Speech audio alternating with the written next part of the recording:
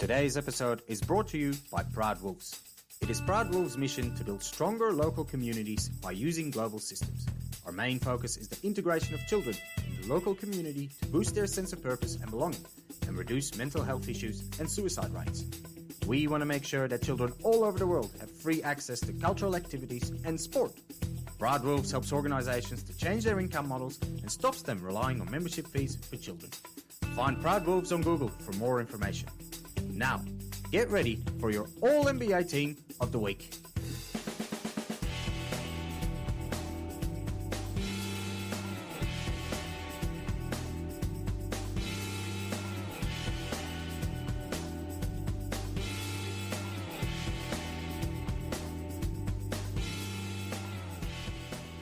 Goeiedag, enchantée, and welcome to this week's episode of A24 Presents All-NBA Team of the Week. We're still waiting on the Eastern Conference Finals to wrap up. Jimmy Butler and Jayson Tatum are trading massive performances every night, and a huge Game 7 on Sunday will decide on who makes it to the NBA Finals. Next week, we'll dedicate our show to the winner. This week, we travel west, where the Golden State Warriors were way too strong for the Dallas Mavericks. We look at the road to the finals through the eyes of the 5 best players on this team. Get ready for your All-NBA Team of the Week. Before we move on, I'd like to talk to you about A24. A24 is created by Proud Wolves with the intention to provide children with an opportunity to learn and play basketball at their own pace and completely free.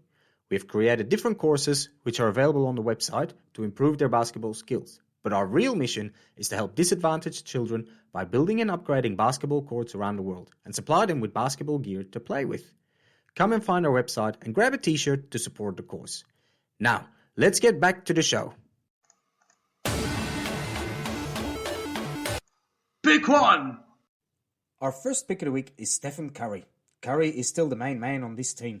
He's the Golden State Warriors, and the Warriors are him. Everybody is replaceable, but Curry is probably the one player you wouldn't want to have to find a replacement for. In these playoffs, he's averaging 26 points, 5 rebounds, and 6 assists a game. By far the most impactful player on the Warriors this postseason. In round 1 against Denver, he came off the bench and slowly built up his minutes after coming back from injury. In round 2 against the Grizzlies, he went toe-to-toe with Ja Morant, a duel we'll probably see regularly in the years to come. And then finally, in the Western Conference Finals, he outperformed Luka Doncic and led the Warriors to the NBA Finals. In college, Curry played 3 years for Davidson in North Carolina, about half an hour up the road from where he went to high school in Charlotte. Steph basically lived his whole life in Charlotte, except for the 3 years his dad played in Toronto. He also married his longtime girlfriend Ayesha. I bring this up because it paints a picture of the kind of man Stephen Curry is. Loyal, a homebody. He is someone who doesn't need to travel around. He's happy to stay in one place and serve the people around him. You could see that in his career as well. Curry has been a one-team player so far in his career, and I don't see him leaving San Francisco anytime soon. Except maybe if he's traded away, but not by his own volition. Steph sacrificed a lot, especially financially, to help this Warriors franchise achieve everything it has achieved in the last 10 years. 6 trips to the NBA Finals in the last 8 years. That's not a bad stat to put forward. And considering the previous 2 years were decimated by injuries, it could have been more. But now we're in the what-if territory, and in NBA terms, it could get messy. Anyway, the last team to make it to 6 finals in 8 years? Yes, Michael Jordan and the Chicago Bulls. Obviously, the Warriors don't have the same strike rate, 6 for 6 for the Bulls, but it's not bad company to be in. Curry definitely belongs among the best point guards to have ever played in this league. He could even be challenging Magic for that historical top spot. Considering Magic is about 6 inches taller than Curry, a very impressive accomplishment by someone who was marked as unreliable to run a team. Pick 2! Our second pick of the week is Jordan Poole. Classed as a failed draft pick in 2019 and played a lot in the G League playing for the Santa Cruz Warriors, Poole slowly improved his game, bit by bit, in the background. This year, he finally received his chance to shine next to Curry while the Warriors eagerly awaited Klay's return from injury. He took that opportunity with both hands, putting up 3 30-plus point games in his first 20 games of the season. His shot selection wasn't great at the start of the season. He was just chucking them up left, right, and center. But he improved, and it seems ridiculous now that Poole was still fighting for a roster spot at the start of the season. Poole really cemented himself into the rotation in the first round of the playoffs against Denver. That would have been the first time the broader public really started to pay attention to what he can do, especially because coach Steve Kerr decided to start Poole over Steph Curry. Curry was coming back from injury and was on a minutes restriction, and as a team, they decided to bring Curry off the bench as a sort of not-so-secret weapon. That allowed Poole to start in most games, and he averaged 21 points and 5 assists a game. Not bad going for someone who was stamped as the worst pick in the draft by a CBS reporter. His numbers dropped a bit against the Grizzlies and Dallas, but mainly because he was playing less minutes as the Warriors progressed through the series. Obviously, Curry and Thompson are the undisputed leaders on this Warriors team, so I expect Poole's numbers to drop again in the finals. But don't let that distract you from his position in the franchise. Poole is the future for the Warriors. His time will come when Curry retires. Until then, all he needs to do is show up and ball out.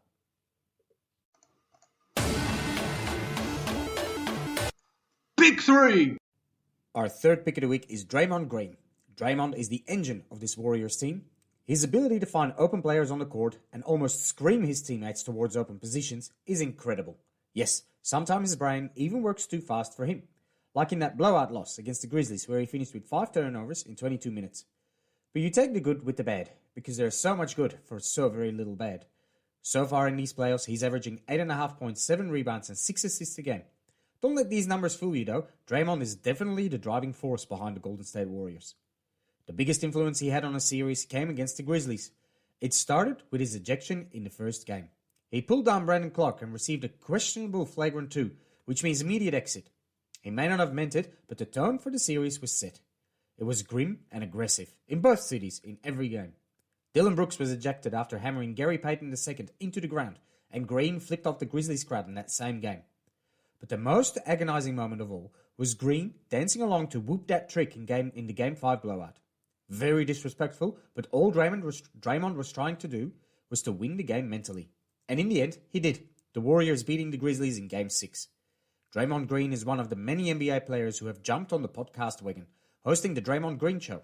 Here he gives his unbiased and unsalted opinion on his own series, but also the other series around the league. By doing so, he's already made some enemies in Miami when he said that he thinks Boston will go through to the finals. It's always fun when players are allowed to voice their opinions of others, especially when it leads to heated battles on the court. But there's a fine line between voicing opinions and spouting hatred in personal feuds. Right now, Dre sits on the right side of that line, but will it stay that way?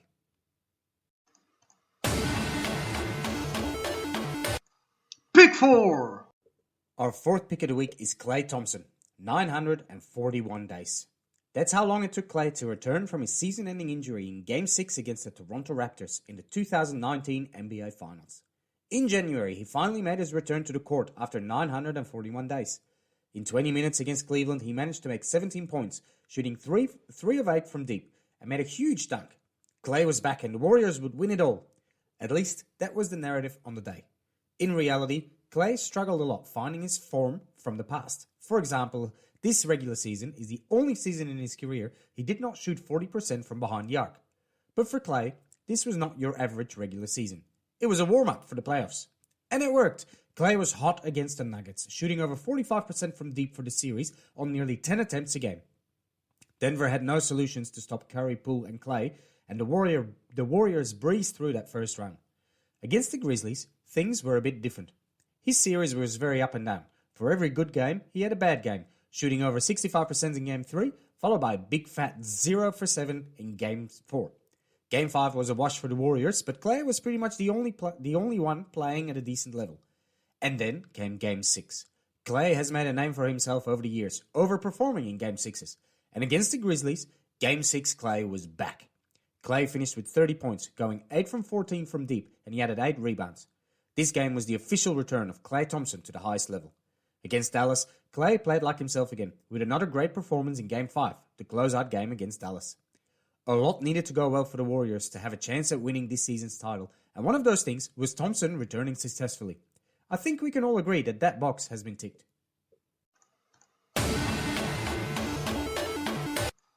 Pick 5! Our fifth pick of the week is Andrew Wiggins. Wiggins was probably one of the biggest miscasts in NBA history.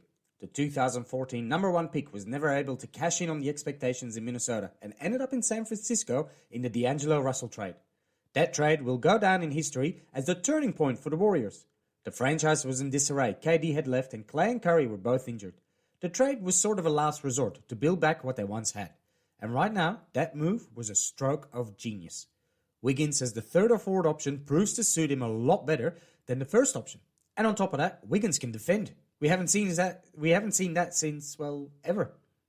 What Wiggins has shown us while guarding Luka has been nothing short of incredible. Luka is probably the most unguardable player in the league right now, and yes, he still averaged 32 points a game, but Wiggins clearly stopped him from playing his game. Luka was unable to get his team going, and the rest is history. That's a feather on the cap of Wiggins. On top of that, he managed to add 18 points and 7 rebounds a game. He was the piece the Warriors didn't know they were missing, and he will be crucial for the Warriors in the NBA Finals. But what happens after that is anyone's guess. The Warriors are paying Wiggins over $30 million a year, and he will be on an expiring contract next season. That's a valuable trade asset the Warriors can use to open up a spot for a similar player on a much lower salary and pay Poole and Looney the money that they deserve. But whether or not Wiggins stays or goes, his stint at Golden State has been a lot more than just successful. He has shown the world that he does know how to play basketball, as long as you don't expect too much of him. And for a lot of people, that has been an eye-opener. This was our All-NBA Team of the Week. Please share the podcast and give us 5 stars. If you have any questions, contact us on a24office@gmail.com. Thank you for listening. We will talk to you next week. Ballers out.